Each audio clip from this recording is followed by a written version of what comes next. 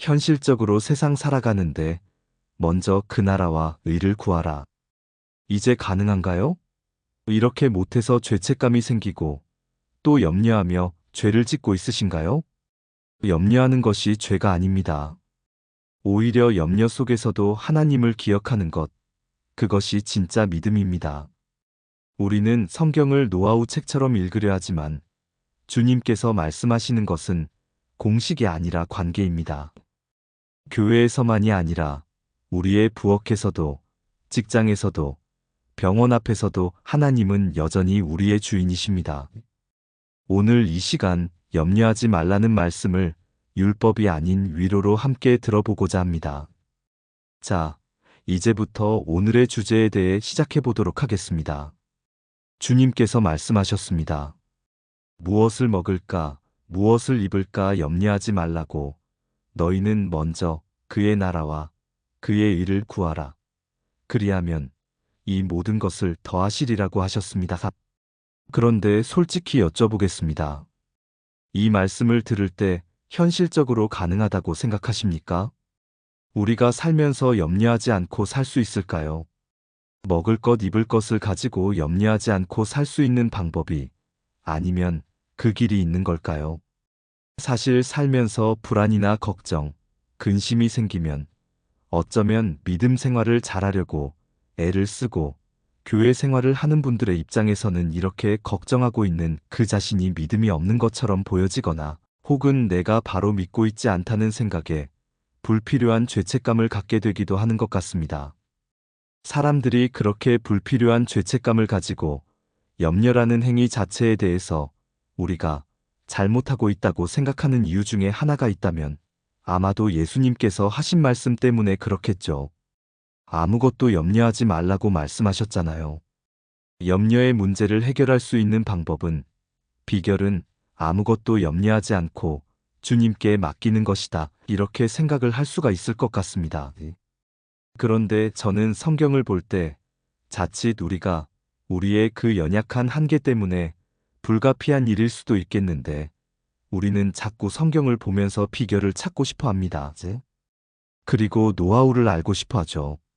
어떻게 하면 염려하지 않고 살 수 있을까? 먼저 그의 나라를 구하면 하나님이 다 채워주시니까 아무 문제가 없을 거라고 생각을 하는, 그게 방법이라고 생각을 하는 겁니다.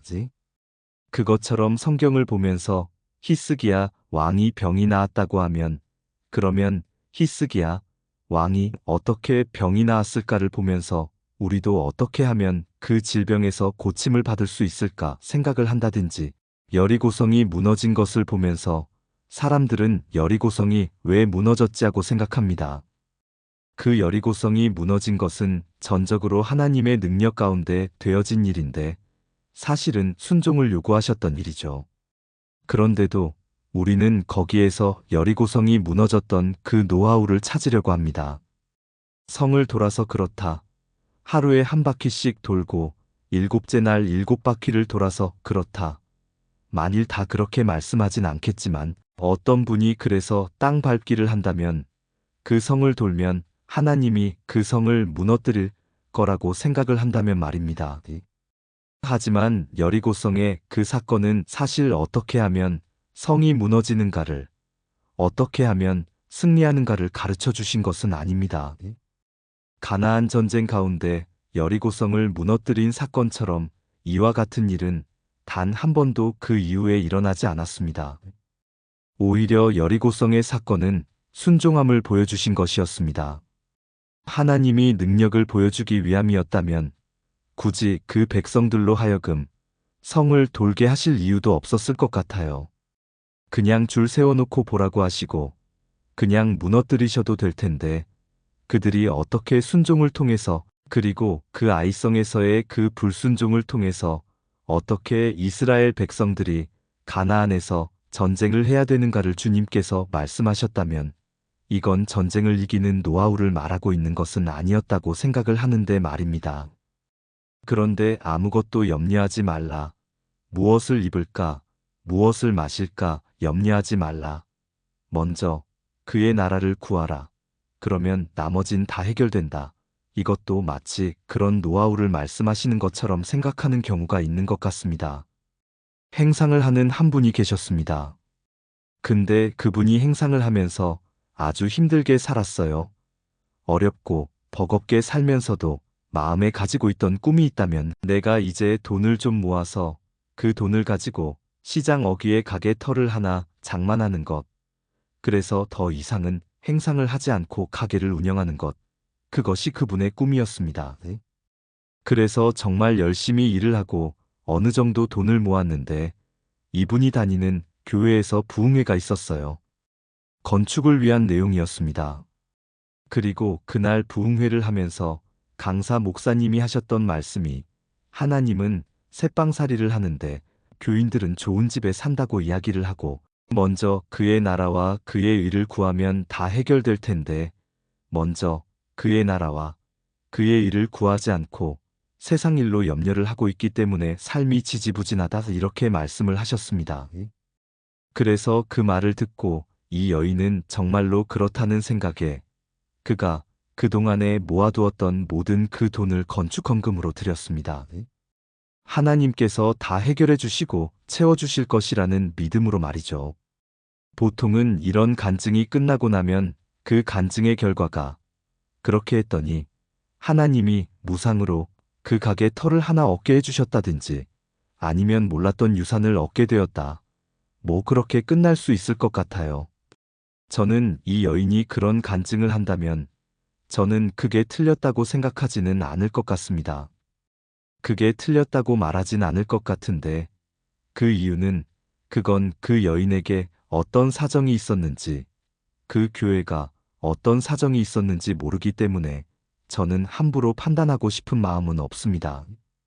하지만 일반적으로 그 간증이 갖는 위험이 있다면 그것은 바로 조금 전에 말씀드렸던 것처럼 공식화의 문제라는 말입니다.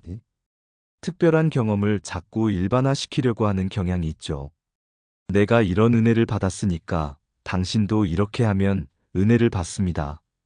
내 기도가 이렇게 해서 응답됐으니까 당신도 그렇게 하면 응답이 될 겁니다. 나는 이렇게 살았더니 하나님이 복을 주셨는데 당신도 이렇게 살면 큰 복을 받을 겁니다. 이런 식으로 그들이 경험하고 있는 그 특별한 하나님의 은혜를 일반화시키고 공식화시키려는데 문제가 있다라고 볼 수 있을 것 같습니다. 우리 각자의 삶은 독특합니다. 하나님은 각자에게 각자의 방식으로 역사하십니다. 어떤 사람에게는 즉각적으로 응답하시고 어떤 사람에게는 오랜 기다림의 시간을 주십니다. 그것을 하나의 공식으로 만들려고 할 때 우리는 하나님을 제한하고 사람들에게 상처를 주게 됩니다. 이런 간증이 가질 수 있는 두 번째 문제가 있다면 그것은 성과 속의 구분이라고 저는 생각을 합니다. 그러니까 일반적으로 교회와 관계된 것 아니면 종교적인 일들은 거룩한 일이라고 생각하고 세상적인 일들이나 일상생활에 필요한 것들은 다 세속적인 일이라고 생각을 합니다. 먼저 그의 나라와 그의 의를 구하라고 말하면 이 말의 의미가 먼저 그 종교적인 일들을 하면 교회 공사를 하면 교회를 잘 섬기면 그러면 하나님께서 나머지는 잘 해결해 주신다 이렇게 이해를 하고 있는 것이죠. 그럼 우리는 종종 그래서 교회와 교회 밖 아니면 종교적인 것과 비종교적인 것 이것을 나누어서 성과 속으로 구분하려는 그러한 경향이 있지 않을까라는 생각을 해요. 그래서 하나님 앞에 먼저 그의 나라를 구했더니라는 말은 먼저 교회에 헌금했더니 먼저 봉사했더니라는 말로 이해를 하게 되고 그러면 하나님이 다 채워주신다라고 생각을 하는 겁니다. 하지만 이것은 제가 생각할 때는 심각한 이원화라고 볼 수 있지 않을까 하는 생각을 합니다. 한 청년이 저한테 그런 이야기를 했어요. 교회 장로님 때문에 너무 힘들다는 이야기를 하는 거예요. 그래서 제가 무슨 일이냐 그랬더니 그 장로님이 운영하시는 회사에 지금 다니고 있는데 그런데 이 장로님이 회사에서는 너무 인색하고 너무 무정한데 교회에서는 너무 친절하고 너무 자비롭다는 거예요.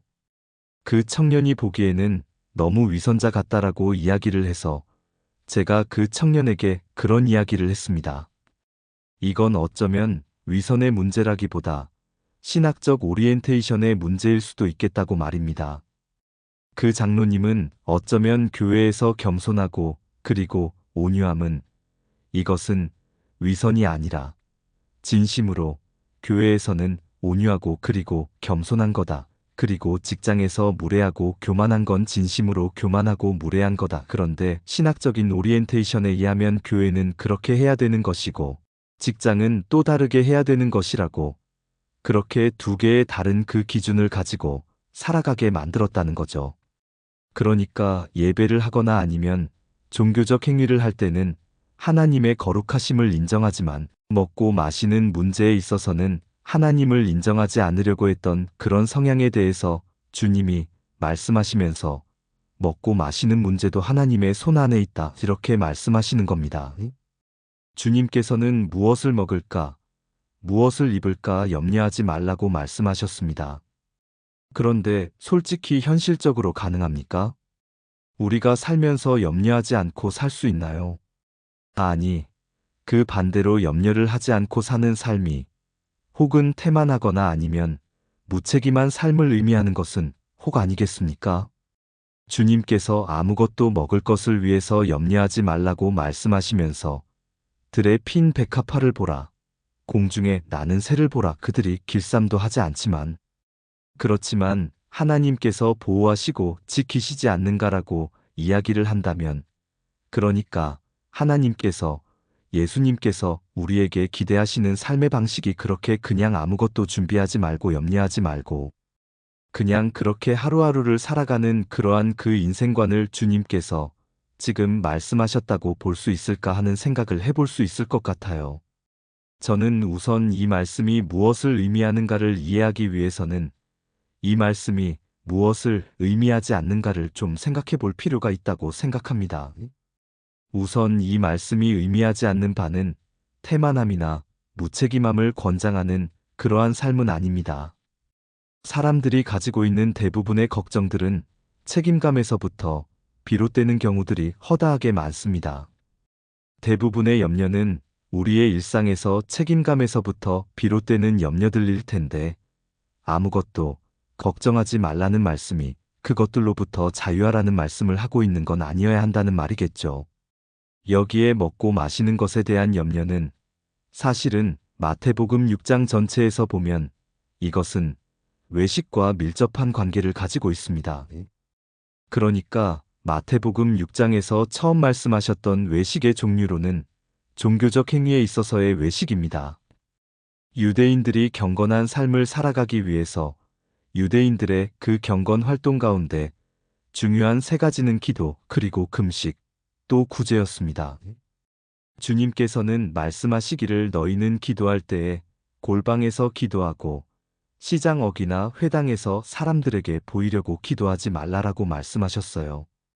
그리고 또한 주님께서 금식에 관해서 말씀하시면서는 너희는 금식할 때 머리에 기름을 바르고 사람들에게 금식하는 것을 보이지 않도록 하라고 말씀하셨고 그리고 또한 주님께서 말씀하시면서 구제할 때는 나팔을 불지 말라라고 말씀하셨습니다.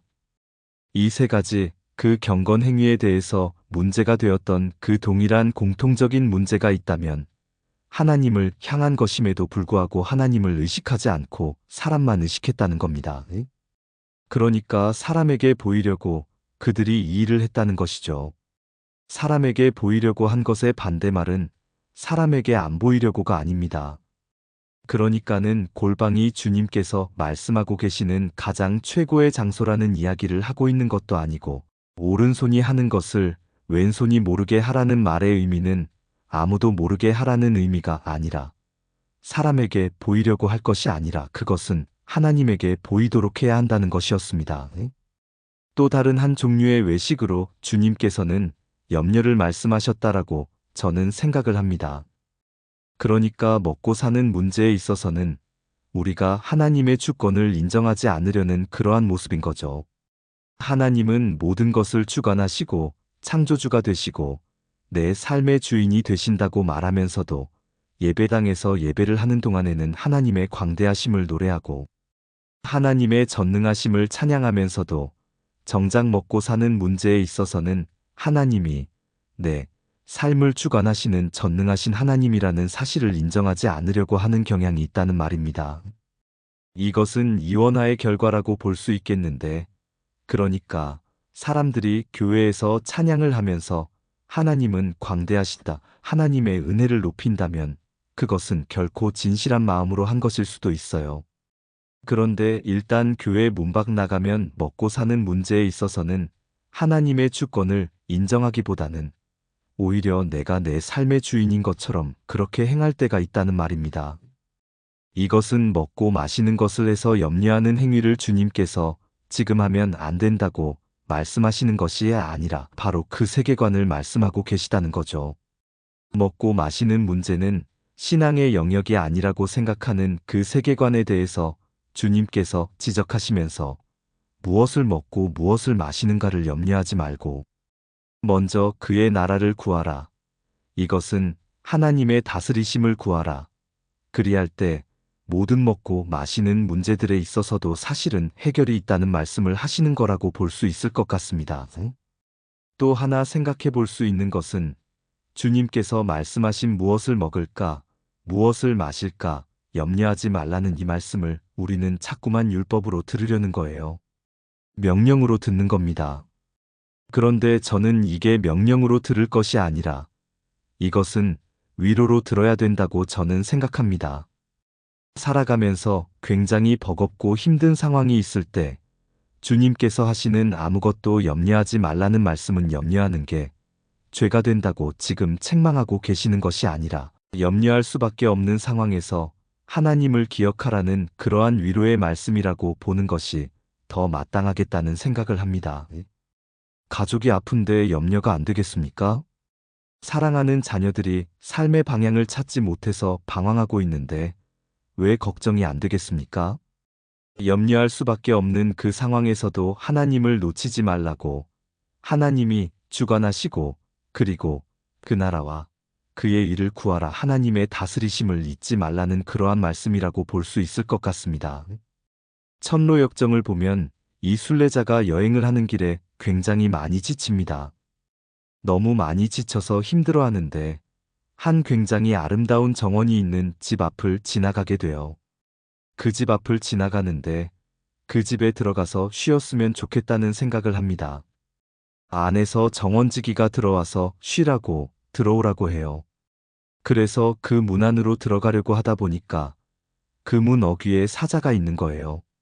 사자가 으르렁거리고 있어서 무서워서 들어가지를 못합니다. 당연히 못 들어가겠죠. 그래서 막 못 들어가고 쩔쩔매고 있는데 그 안에 있는 동산지기가 말해요. 아무것도 걱정하지 말라고, 잘 보라고. 그 사자는 사슬에 묶여 있었어요. 그래서 절대로 그를 해칠 수 없는, 물 수 없는 상황에 있었습니다. 그러니까 아무것도 염려하지 말고 들어오라고 격려를 합니다. 하지만 이 순례자는 못 들어가요. 사자가 묶여 있다는 것을 머리로는 알겠는데, 그런데 실제로 그 사자가 물 수도 있다는 생각, 그리고 그 두려움 때문에 발걸음을 떼지 못합니다. 안에서 계속해서 격려합니다. 걱정하지 마, 염려하지 마, 괜찮아. 그러니까 들어와라. 그 말을 듣고 조심스럽게 한 발을 내딛었다가 사자가 으르렁거리면 또 뒤로 물러서고 또 으르렁거리면 또 뒤로 물러서는 상황이죠.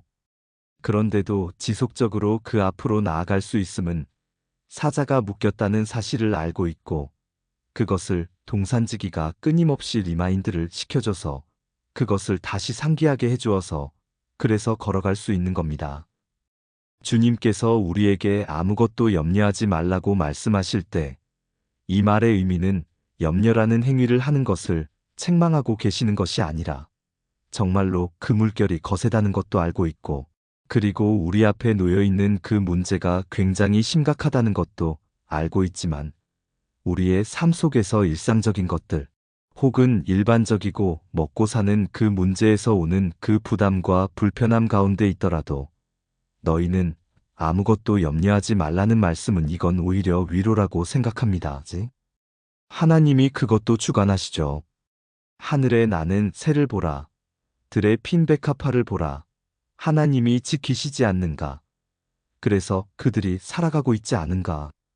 이 말은 결국 그러니까 하나님께서 우리를 그렇게 지키시고 다스리시니까 먹고 사는 문제가 항상 우리를 누르고 힘들게 만들긴 하지만 그래도 염려하지 말라는 것입니다. 챕터 8 믿음은 모든 것을 제자리에 놓고 보는 것. 종종 여러분들이 그 교인들 중에 저에게 그런 질문을 하세요. 믿음이라는 게 뭡니까? 라고 물으면 저는 이제 믿음이라는 것은 모든 것을 제자리에 놓고 보는 것입니다. 라고 그렇게 대답을 하기도 합니다. 여러분, 손가락 2개면 세상을 가릴 수 있습니다. 손가락 2개면 세상을 가릴 수 있습니다. 언제 그럴까요? 손가락 2개를 눈에 가까이 가져왔을 때 그렇습니다. 이 손가락 2개가 클로즈업이 되고 나면 다른 건 아무것도 안 보이고 손가락만 보입니다. 그러면 그냥 세상이 캄캄해지는 거죠. 저는 믿음이라는 것이 무엇일까? 그리고 그 고난 가운데 우리가 하는 기도가 무엇일까라고 말하면 이 손가락을 없애버리는 것이 아니라 손가락을 끌어내려서 제자리에 놓고 보도록 하는 것입니다. 그 손가락을 끌어내려서 제자리에 놓으면 그 너머의 길들이 보이고 하나님이 보일 수 있기 때문에 그렇습니다. 우리의 문제가 눈앞에 클로즈업 될 때 우리는 아무것도 볼 수 없습니다. 경제적 어려움이 너무 크게 느껴지고 건강 문제가 전부처럼 느껴지고 자녀 문제가 온 세상을 가리는 것처럼 느껴집니다. 하지만 믿음은 그 문제를 없애는 것이 아닙니다. 그 문제를 제자리에 놓는 것입니다. 문제는 여전히 있지만 그 문제가 전부가 아니라는 것을 보는 것입니다. 그 문제 너머에 하나님이 계시다는 것을, 하나님이 그 문제보다 크시다는 것을 보는 것입니다. 개미가 바위를 올려다볼 때 그 바위는 거대한 산처럼 보입니다. 하지만 하늘에서 내려다보면 그 바위는 작은 돌멩이에 불과합니다. 우리의 시선을 어디에 두느냐에 따라 문제의 크기가 달라집니다. 하나님의 시선으로 우리의 문제를 바라볼 때 우리는 비로소 평안을 얻게 됩니다. 사실 요즘 세상은 참 살기가 힘들어요. 그런데 요즘 세상뿐만 아니라 인생은 사람이 살기에는 좀 버겁다 했던 그 어떤 분의 말이 맞는 것 같아요. 걱정이 끊이지 않고 그리고 마음속에 불안함이 있고 염려가 있습니다. 우리는 그런 염려로부터 신앙을 가지면 조금 자유해질 수 있을 거라고 생각하고 그래서 좀 편안할 거라고 생각을 했는데 신앙을 가져도 여전히 불안하고 여전히 삶 속에서 오는 그 삶의 무게는 사실 감당하기 어려울 만큼이나 우리를 짓누를 때가 많이 있습니다. 내가 조금 더 여유로운 삶을 살면 괜찮을까 생각하기도 하고 내가 조금 더 건강하면 괜찮을까라는 생각을 하기도 해서 스스로 강해지려고 굉장히 애를 많이 쓰기도 하죠. 하지만 그 인생이 그렇게 한다고 해서 그 염려와 불안이 사라지는 것이 아니라면 우리는 우리의 삶의 현장에서 굉장히 힘들고 버겁지만 이걸 나 혼자 살아가고 있는 것이 아니라 하나님이 나와 함께 하시고 나와 동행하신다는 사실을 우리가 확인하고 인정하는 게 중요하겠다는 생각을 합니다. 그게 바로 위대한 신앙의 힘이겠죠. 바로 그 말씀을 주님께서는 염려하지 말라라고 말씀하셨다고 생각합니다. 시편 23편의 다윗은 이렇게 고백합니다. 여호와는 나의 목자시니 내게 부족함이 없으리로다. 시 231. 다윗도 힘든 시기를 많이 겪었습니다. 사울 왕의 질투로 도망 다녔고 아들 압살롬의 반역으로 왕궁을 떠나야 했고 자신의 죄로 인해 가정에 큰 아픔이 있었습니다. 하지만 그는 모든 상황 속에서 하나님이 자신의 목자라는 고백을 잃지 않았습니다. 우리도 마찬가지입니다. 상황이 어렵더라도 하나님이 우리의 목자시라는 사실은 변하지 않습니다. 우리가 약하더라도 하나님이 강하시다는 사실은 변하지 않습니다. 먼저 그의 나라와 그의 의를 구하라는 말씀의 진정한 의미는 무엇일까요? 이것은 단순히 교회 일을 먼저 하라는 뜻이 아닙니다. 이것은 하나님의 다스리심을 인정하라는 뜻입니다. 내 삶의 모든 영역에서 하나님이 주인이시라는 것을 인정하는 것입니다. 아침에 일어나 세수할 때도, 출근길에 차를 운전할 때도, 점심 식사를 할 때도, 저녁에 가족과 대화할 때도 하나님이 그 자리에 계신다는 것을 인정하는 것입니다. 바울은 이렇게 말했습니다. 그런즉 너희가 먹든지 마시든지 무엇을 하든지 다 하나님의 영광을 위하여 하라. 먹고 마시는 것까지도 하나님의 영광을 위해 할 수 있다는 것입니다. 이것이 바로 성과 속을 나누지 않는 통전적인 신앙입니다. 예배당에서만 거룩한 것이 아니라 부엌에서도 거룩할 수 있습니다. 찬양대에서 찬양할 때만 예배하는 것이 아니라 직장에서 성실하게 일할 때도 예배할 수 있습니다. 교회에서 봉사할 때만 섬기는 것이 아니라 가정에서 가족을 돌볼 때도 섬김이 될 수 있습니다. 하나님의 나라는 우리 삶의 모든 영역에 임해야 합니다. 그것이 먼저 그의 나라를 구하라는 말씀의 진정한 의미입니다. 그렇다면 구체적으로 우리는 어떻게 살아야 할까요? 염려가 밀려올 때 우리는 무엇을 해야 할까요? 첫째, 염려를 부인하지 마십시오. 염려하는 자신을 책망하지 마십시오. 염려는 우리가 책임감 있는 사람이라는 증거이고 사랑하는 사람이 있다는 증거입니다. 어느 어머니가 저에게 이런 말씀을 하셨습니다. 자녀가 시험을 앞두고 있는데 걱정이 되어 밤잠을 설쳤다고 합니다. 그리고 나서 자신이 믿음이 없는 것 같아 자책했다고 합니다. 저는 그 어머니께 말씀드렸습니다. 그것은 믿음이 없어서가 아니라 자녀를 사랑하기 때문이라고. 걱정하는 것이 죄가 아니라 그 걱정 가운데서도 하나님께 기도하는 것이 믿음이라고 말입니다. 둘째, 오늘 할 수 있는 일을 하십시오. 내일 걱정에 사로잡혀 오늘을 허비하지 마십시오. 주님께서 말씀하셨습니다. 그러므로 내일 일을 위하여 염려하지 말라. 내일 일은 내일이 염려할 것이요. 한날의 괴로움은 그날로 족하니라. 오늘 내가 할 수 있는 최선을 다하고 나머지는 하나님께 맡기십시오. 씨를 뿌리는 것은 우리의 몫이지만 자라게 하시는 것은 하나님의 몫입니다. 셋째, 하나님의 신실하심을 기억하십시오. 지금까지 하나님이 어떻게 인도하셨는지를 되돌아보십시오. 광야에서 40년 동안 이스라엘 백성을 인도하신 하나님, 그 하나님이 오늘도 우리를 인도하십니다. 넷째, 기도하십시오. 아무것도 염려하지 말고 다만 모든 일에 기도와 간구로 너희 구할 것을 감사함으로 하나님께 아뢰라. 그리하면 모든 지각에 뛰어난 하나님의 평강이 그리스도 예수 안에서 너희 마음과 생각을 지키시리라.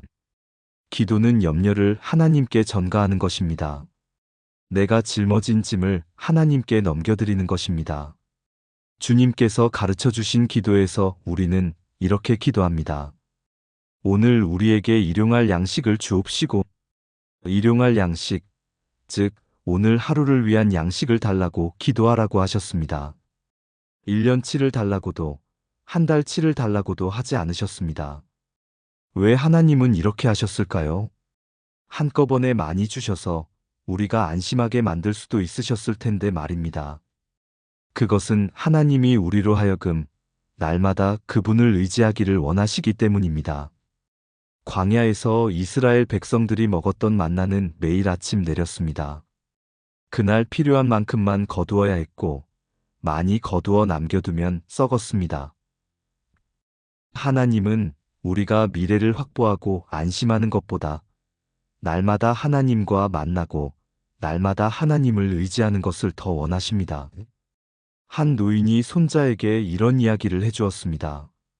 젊은 시절 가난했을 때 매일 아침 일어나면 오늘은 무엇을 먹을까 걱정했다고 합니다. 하지만 하루도 굶은 적이 없었다고 합니다.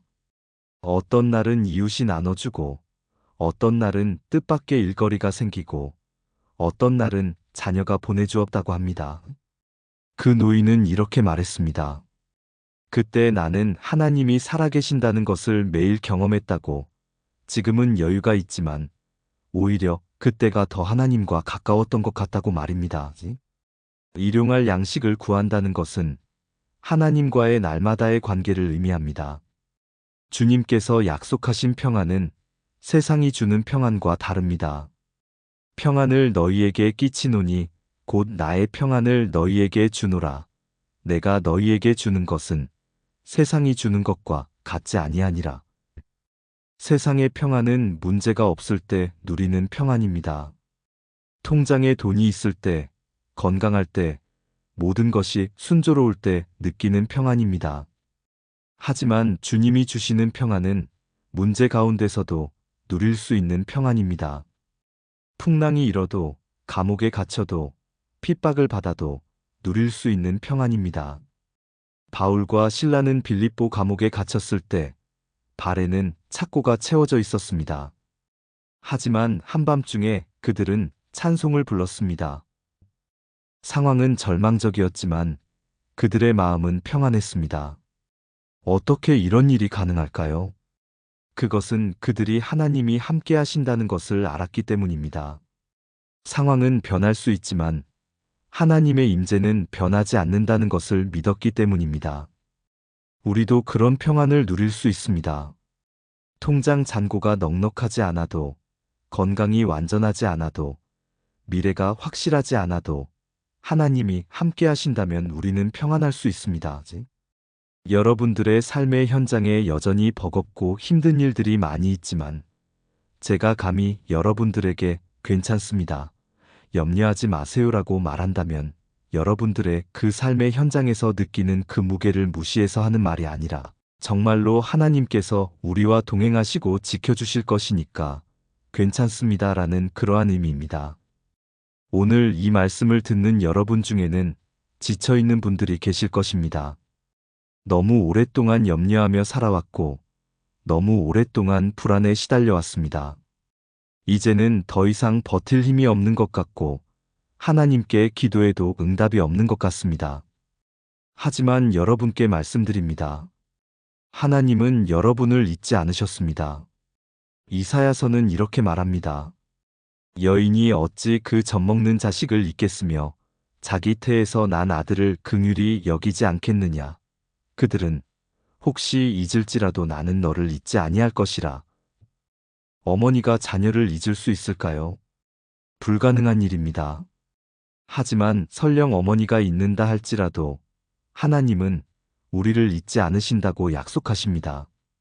지금은 터널 속을 지나가는 것 같지만 터널 끝에는 빛이 있습니다. 지금은 겨울 같지만 봄은 반드시 옵니다. 조금만 더 견디십시오. 조금만 더 믿음을 붙잡고 가십시오. 부디 힘들고 어려운 시대를 살아가고 있기는 하지만 그래서 염려와 걱정이 끊이지 않는 우리의 삶의 현장이지만 그 염려와 근심과 불안 가운데도 하나님이 여전히 나의 하나님이라는 사실을 잊지 않기를 바랍니다. 그래서 새 힘을 또 용기를 내고 살아내시기를 바랍니다. 모세가 이스라엘 백성들에게 마지막으로 한 말을 기억하십니까? 강하고 담대하라. 두려워하지 말며 그들 앞에서 떨지 말라. 이는 네 하나님 여호와 그가 너와 함께 가시며 결코 너를 떠나지 아니하시며 버리지 아니하실 것임이라. 하나님이 함께 가신다는 것, 이것이 우리의 힘입니다. 하나님이 떠나지 않으신다는 것, 이것이 우리의 소망입니다. 하나님이 버리지 않으신다는 것, 이것이 우리의 위로입니다. 염려하는 것이 죄가 아닙니다.